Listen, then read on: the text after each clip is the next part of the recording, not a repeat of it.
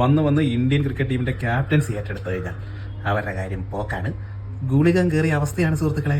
രോഹിത് ശർമ്മയുടെ കാര്യം നിങ്ങൾക്ക് അറിയാലോ. ടെസ്റ്റ് ടീമിൻ്റെയും ODIൻ്റെയും ക്യാപ്റ്റൻ അദ്ദേഹമാണ്. ടെസ്റ്റ് ടീമിൽ അദ്ദേഹത്തിൻ്റെ ദയനീയമായ ബാറ്റിംഗ് പ്രകടനം നമ്മൾ കഴിഞ്ഞ കുറച്ച് ദിവസങ്ങളായിട്ട് കാണുന്നതാണ്. എത്രയും പെട്ടെന്ന് ക്യാപ്റ്റൻസി അല്ല, അദ്ദേഹം റിട്ടയർഡ് ആവട്ടെ എന്ന് വരെ നമ്മൾ ചിന്തിച്ചുകൊണ്ടിരിക്കുന്ന അവസ്ഥയാണ്. കാരണം ഡബിൾ ഡിജിറ്റ് പോലുമില്ല സ്കോറിങ്. 3, 1, 4 ഇതൊക്കെയാണ് സ്കോറിങ്. ഇപ്പോൾ അതാ T20 കാര്യത്തിൽ എന്താണ് അവസ്ഥ? സൂര്യകുമാർ യാദവേ ലോകത്തെ നമ്പർ 1 ബാറ്റ്സ്മാൻ ആയിരുന്നു. ബോളർമാരെ പേടി സ്വപ്നമായിരുന്നു. ഏതിലൂടെയൊക്കെ 6 അടിക്കാമെന്ന് പോലും അറിയില്ല. അമ്മാരിക്കിടലും പ്ലെയർ ആയിരുന്നു. ക്യാപ്റ്റൻസി ഏറ്റെടുത്തതിന് ശേഷം അവസ്ഥ എന്താണ്?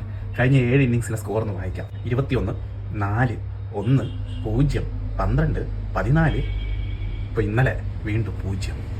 കഷ്ടം തന്നെ. സംഭവം ഇന്ത്യ ജയിക്കുന്നൊക്കെ ഉണ്ട്. ആകെ ഇപ്പോൾ നിലവിൽ ഈ 3 ടീമുകളിൽ ഏറ്റവും മികച്ച ടീമും T20 എന്നേ പറയാനുള്ളൂ. പക്ഷേ ക്യാപ്റ്റൻ്റെ അവസ്ഥ എന്താണ്? ഇങ്ങനെ 0, 4, 2 ആണെങ്കിൽ ചെറിയ ബുദ്ധിമുട്ടാവും കാര്യങ്ങൾ. ആകെ ഇപ്പോൾ സൂര്യകുമാർ യാദവ് T20 ഉള്ളൂ. അതിനകത്തും ഇങ്ങനെ ഫോം ഔട്ട് ആയി കഴിഞ്ഞ് കഴിഞ്ഞാൽ പിന്നെ പൊടി പോലും ഉണ്ടാവില്ല എന്ന് പറഞ്ഞ അവസ്ഥയിലേക്ക് എത്തും കാര്യങ്ങൾ.